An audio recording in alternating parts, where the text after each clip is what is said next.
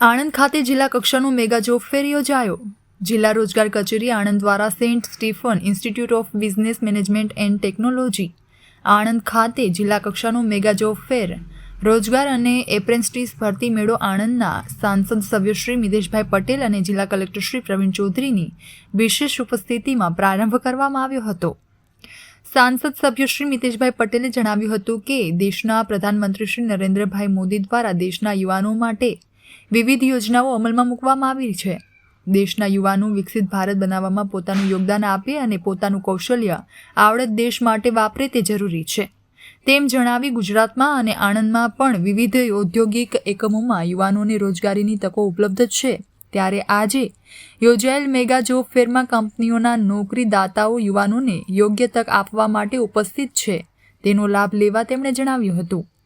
પ્રારંભમાં જિલ્લા રોજગાર અધિકારી શ્રી મીનાક્ષીબેન ચૌહાણે સૌનો આવકાર કરી જોબ ફેર અંગેની વિગતો આપી હતી। જિલ્લા રોજગારી અધિકારી દ્વારા મેગા ફેરનું આયોજન કરવામાં આવ્યું છે।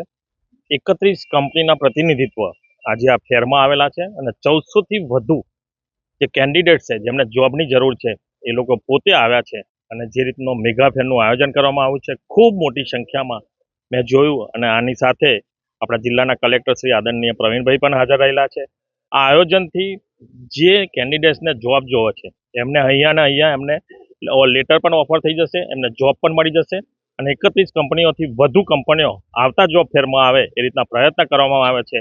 આ રીતના પ્રયત્નથી જે ભારત દેશનું યુવાઓ છે અને પ્રધાનમંત્રી આદરણીય નરેન્દ્રભાઈ મોદી સાહેબના જે વિચાર છે કે દેશનું યુવાન દેશમાં જ રહી એમનું ટેલેન્ટ ઉપયોગ કરીને દેશનો વિકાસ કરે, 2047માં વિકસિત ભારત બનાવે, જે પ્રયત્ન સાથે પ્રધાનમંત્રી આગળ વધી રહ્યા છે એ પ્રયત્ન સાથે આણંદ જિલ્લો અને રોજગાર કચેરી પણ આગળ વધી રહી છે।